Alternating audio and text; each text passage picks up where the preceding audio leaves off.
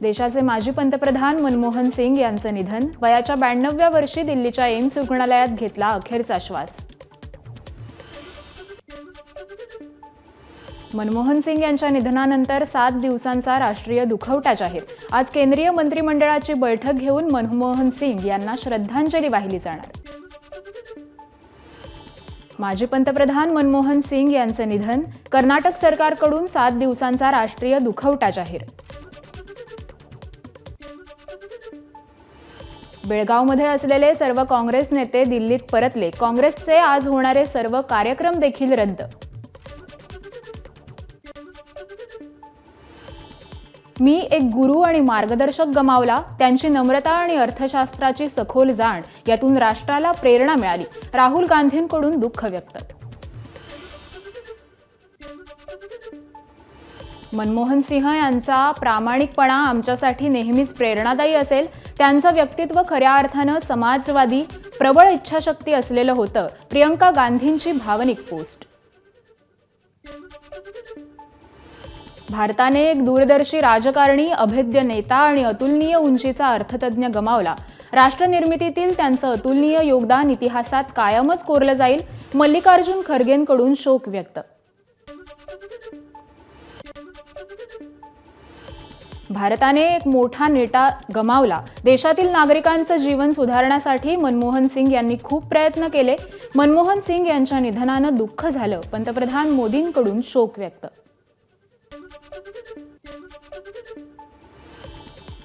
माजी पंतप्रधान डॉक्टर मनमोहन सिंग यांच्या निधनाची बातमी अत्यंत दुःखद. अनेक महत्त्वाच्या भूमिका डॉक्टर मनमोहन सिंग यांनी बजावल्या. वाहेगुरुजी त्यांच्या आत्म्यास शांती देव. देशाचे गृहमंत्री अमित शहांकडून श्रद्धांजली अर्पण.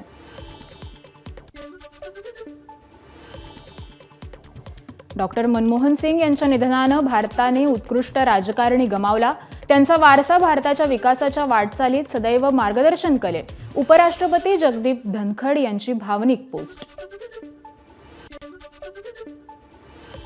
देशाने एक महान अभ्यासक, अर्थतज्ञ आणि राजकारणी गमावला. देशाच्या आर्थिक सुधारणांमधील त्यांचं योगदान कायम स्मरणात राहील. देवेंद्र फडणवीसांकडून डॉक्टर मनमोहन सिंग यांना श्रद्धांजली अर्पण. डॉक्टर मनमोहन सिंग यांनी भारताच्या अर्थव्यवस्थेच्या पुनर्बांधणीत महत्त्वाची भूमिका बजावली. भारताच्या प्रगतीत त्यांनी दिलेलं योगदान सदैव स्मरणात राहील. राजनाथ सिंग यांच्याकडून श्रद्धांजली अर्पण. डॉक्टर मनमोहन सिंग यांच्या निधनानं देशातील राजकारणाची हानी, यांची विद्वत्ता आणि गुण शब्दांमध्ये सांगणं असंभव. अरविंद केजरीवाल यांची पोस्ट.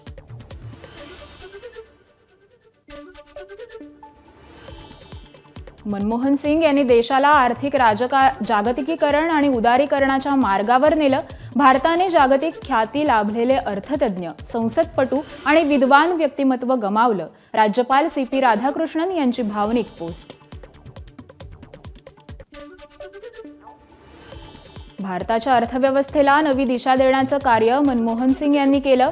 सदैव देश पुढे वाहण्याची त्यांची कल्पना होती. नितीन गडकरींची एक्स पोस्ट करत श्रद्धांजली. आपल्या देशात एक महान अर्थतज्ञ आणि जागतिक धुरंधर नेता गमावला. डॉक्टर मनमोहन सिंग विनयशीलता, सहनशीलता, सहिष्णुता आणि करुणेचं प्रतीक. शरद पवारांकडून शोक व्यक्त. भारताच्या विकासात मनमोहन सिंग यांचं योगदान अतुलनीय. त्यांच्या निधनामुळे एका पर्वाचा अस्त झाला. सुप्रिया सुळेंकडून श्रद्धांजली. मनमोहन सिंग यांची दृष्टी आपल्या देशाच्या आर्थिक विकासाला कलाटणी देणारी ठरली. त्यांच्या निधनानं दुःख झालं. अजित पवारांकडून दुःख व्यक्त. मनमोहन सिंग यांनी आपल्या देशाला खऱ्या अर्थानं जागतिक पटलावर आणलं. असा सच्चा राजकारणी दुर्मिळ. आदित्य ठाकरेंनी पोस्ट करत भावना व्यक्त केल्या. जगाशी स्पर्धा करणारा मजबूत भारत घडवण्यात त्यांचं योगदान. एका जागतिक अर्थतज्ञाला आपण आज मुकलो. बाळासाहेब थोरात यांचा शोक संदेश.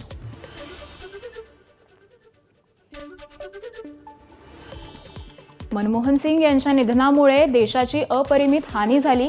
त्यांची उणीव या देशाला कायम भासत राहील. अनिल देशमुख यांच्याकडून शोक व्यक्त.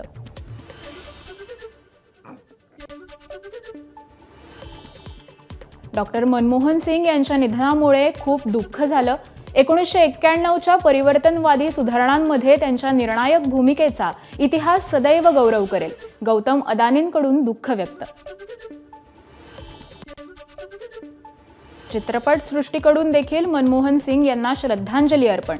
एक्सवर पोस्ट करत व्यक्त केला शोक. आज मातोश्रीवर अंधेरी, वांद्रे, कुर्ला, कलिना मतदारसंघातील शाखा प्रमुखांच्या आढावा बैठका. मुंबई महापालिका निवडणुकीच्या पार्श्वभूमीवर आढावा बैठकांचं आयोजन. पालिका निवडणुकांच्या पार्श्वभूमीवर अजित पवारांची राष्ट्रवादी ॲक्शन मोडवर. नववर्षात राष्ट्रवादीचं पहिलं शिबिर कर्जतमध्ये होणार. कर्जतमध्ये 2 दिवसांच्या शिबिरात मुंबई महापालिकेच्या अनुषंगानं मंथन केलं जाणार.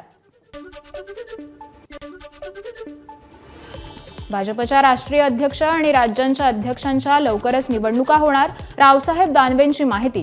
भाजपमध्ये दर 3 वर्षांनी निवडणुका होतात, त्यानुसार जानेवारीत निवडणुका होणार.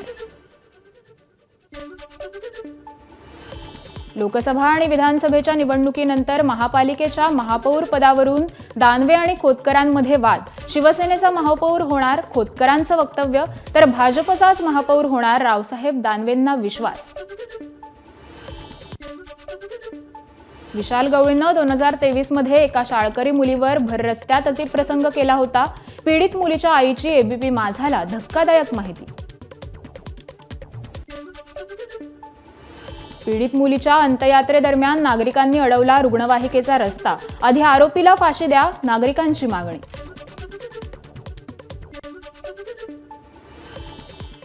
पीडित मुलीच्या अंत्ययात्रेत नागरिकांची सरकारविरोधात घोषणाबाजी. आरोपीला फाशी देण्याची मागणी.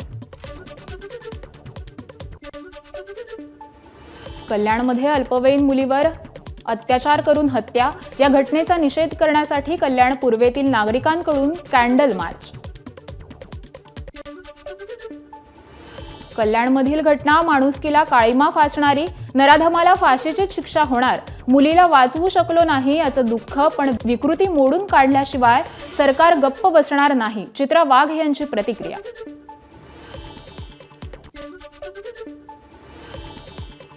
पुण्याच्या राजगुरुनगरमधील 2 चिमुकलींवरील अत्याचार आणि हत्येचं प्रकरण. राजगुरुनगर पोलीस स्टेशन बाहेरील नातेवाईकांचा ठिय्या 9 तासांनंतर मागे. चिमुकलीचे मृतदेह देखील ताब्यात घेतले. पुण्याच्या राजगुरुनगरमधील अत्याचार प्रकरण. पुणे नाशिक महामार्गावर रास्ता रोको. आरोपीला तातडीनं फाशीची शिक्षा द्या, आंदोलनकर्त्यांची मागणी. पुण्याच्या राजगुरुनगरमध्ये मुलीच्या हत्येची घटना संतापजनक. आरोपींना कठोरात कठोर शिक्षा व्हावी. खासदार सुप्रिया सुळेंची एक्स पोस्ट. बदलापूरनंतर आता कल्याण आणि पुण्यात देखील महिलांवर अत्याचार. जाग येण्यासाठी सरकार आणखी किती दिवस वाट बघतंय? एक्स पोस्ट करत विजय वडेट्टीवार यांचा सवाल. अंबरनाथचे आमदार डॉक्टर बालाजी किणीकर यांच्या हत्येचा कट. ठाणे गुन्हे शाखेनं अंबरनाथमधून दोघांना चौकशीसाठी ताब्यात घेतलं. अंबरनाथमध्ये शिवसेनेच्या गटबाजीतून हत्येचा कट रचला असल्याची माहिती. हत्येचा कट वेळीच उघड झाला. एकनाथ शिंदे आणि पोलीस दल कट रचणाऱ्यांना नक्कीच समोर आणतील आणि योग्य ती शिक्षा करतील. बालाजी किणीकरांना विश्वास. अंजनी दमाली यांची धनंजय मुंडेंवर पुन्हा टीका. धनंजय मुंडेंच्या हातात पिस्तूल असलेले फोटो आणि रील्स केल्या पोस्ट. ताबडतोब बीडमधील सर्व शस्त्र परवान्यांवर चौकशी लावा, दमानी यांची मागणी. संतोष देशमुख हत्या प्रकरणातील आरोपी फासावर गेले पाहिजेत. जे गुन्हेगार आहेत त्यांना फाशी द्या. आरोपी कोणीही असला तरी त्याला कठोरात कठोर शिक्षा व्हावी. धनंजय मुंडेंची प्रतिक्रिया. वाल्मिक कराड हे सुरेश धस यांच्याही जवळचे, मात्र राजकारणापोटी आरोप केले जात असल्याचं धनंजय मुंडेंचं वक्तव्य. समाजकारण आणि राजकारणातून बाजूला करण्यासाठी आरोप केले जात असल्याचाही आरोप केला.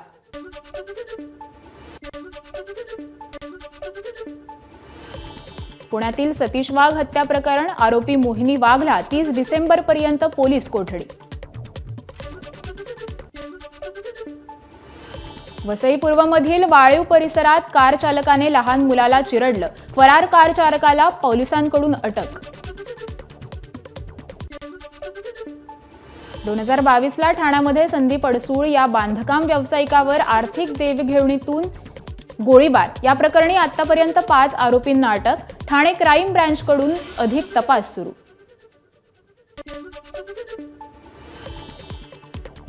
लातूरमधील बाळू डोंगरे हत्याकांडातील दुसरा आरोपी पोलीस ठाण्यात हजर. प्रमोद घुगेम पाठोपाठ लॅब असिस्टंट अनिकेत मुंडेला देखील पोलीस कोठडी. या प्रकरणात तिसरा आरोपी देखील असल्याची शक्यता. उपमुख्यमंत्री एकनाथ शिंदे सहकुटुंब श्रीनगरला रवाना. 2 दिवस करणार काश्मीर पर्यटन. जम्मू काश्मीरातील महाराष्ट्र भवनाच्या कामाचा आढावा घेणार. पुढील 100 दिवसांच्या नियोजनाचा मुख्यमंत्री देवेंद्र फडणवीस यांनी घेतला आढावा. विभागांनी 100 दिवसांच्या आराखड्यातून ठोस कामगिरी करावी. मुख्यमंत्री देवेंद्र फडणवीस यांचे अधिकाऱ्यांना निर्देश.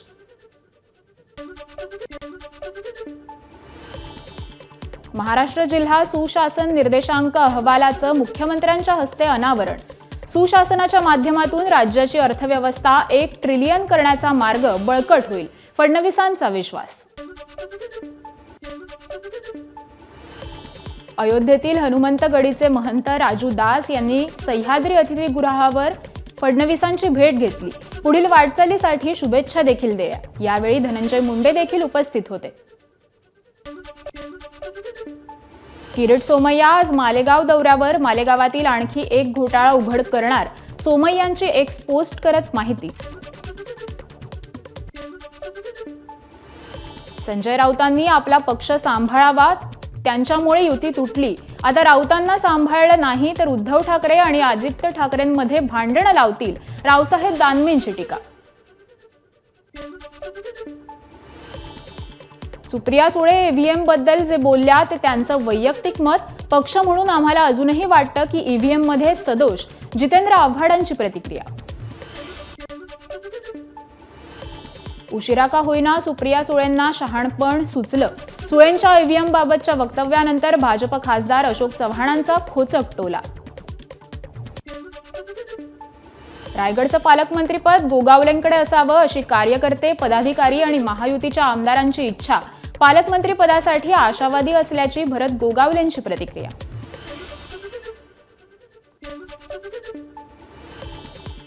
ज्ञानाचा बुरखा गुंडाळून इंग्रजांनी अनेक असत्य आपल्या डोक्यात घट्ट बसवली.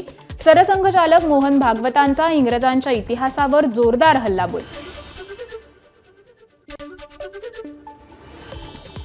ज्येष्ठ साहित्यिक निरंजन घाटे यांना उपमुख्यमंत्री एकनाथ शिंदेंकडून आर्थिक मदत. निरंजन घाटे यांना वैद्यकीय सहाय्यता निधीतून 5 लाख रुपयांची आर्थिक मदत देण्याबाबत निर्देश. मराठी भाषा मंत्री उदय सामंत यांनी घाटे यांची केली विचारपूस. मालवणमधील राजकोट किल्ल्यावर छत्रपती शिवरायांचा पुतळा नव्यानं उभारण्यात येणार. खोदकामाला सुरुवात. वर्ध्याचे जिल्हाधिकारी राहुल कर्डिले यांची नाशिक महापालिका आयुक्त पदाची नियुक्ती रद्द. NMRDAच्या आयुक्त मनीषा खत्री यांची मनपा आयुक्तपदी नव्याने नियुक्ती. मनीषा खत्री नाशिकचे जिल्हाधिकारी जलद शर्मा यांच्या पत्नी. धारावी रिडेव्हलपमेंट प्रोजेक्ट प्रायव्हेट लिमिटेडकडून धारावीत जोरदार बॅनरबाजी. पुनर्विकास प्रकल्पाची माहिती देणारे विविध भाषांमधील फलक लावले.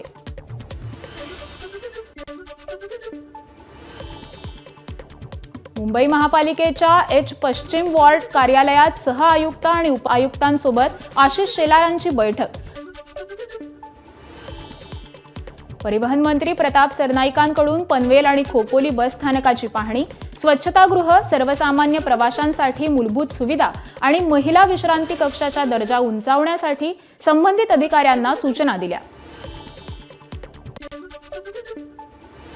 भिवंडीतील वाहतूक कोंडी सोडवण्यासाठी भाजपा आमदार महेश चौगुलेंची वाहतूक पोलीस आणि मनपा अधिकाऱ्यांसोबत बैठक. 15 दिवसात तोडगा काढण्याचं आश्वासन. 2022 मध्ये बीड बस स्थानकाजवळ आढळलेल्या भेसळयुक्त औषध साठा प्रकरणी जालन्यात गुन्हा दाखल. आयुर्वेदिक औषधांमध्ये ॲलोपॅथी औषधांची भेसळ होती. पंढरपुरात दारू साठ्याबाबत पोलीस आणि राज्य उत्पादन शुल्क आमने-सामने. रांजणीमध्ये सापडलेला दारू साठा बेकायदेशीरच, पंढरपूर तालुका पोलीस निरीक्षकांचा दावा.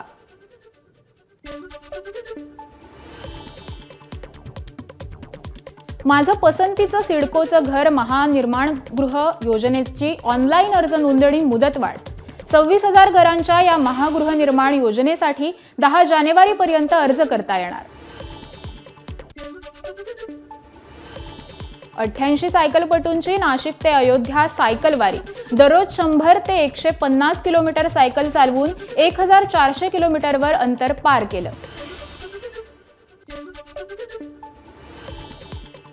घर कामगाराच्या गतिमंद मुलीवर बलात्कार प्रकरण. 73 वर्षांच्या आरोपीला जामीन देण्यास हायकोर्टाचा नकार.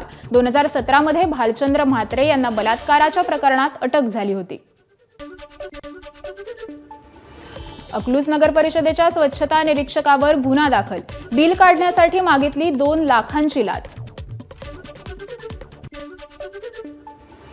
वयोवृद्धांना धमकावून त्यांची फसवणूक करणाऱ्या टोळीचा पर्दाफाश. एका महिलेच्या तक्रारीनंतर माहीममधून 2 आरोपींना अटक. आरोपीकडून सुमारे 1.5 लाखांचं सोनं जप्त. एबीपी माझा, उघडा डोळे बघा नीट.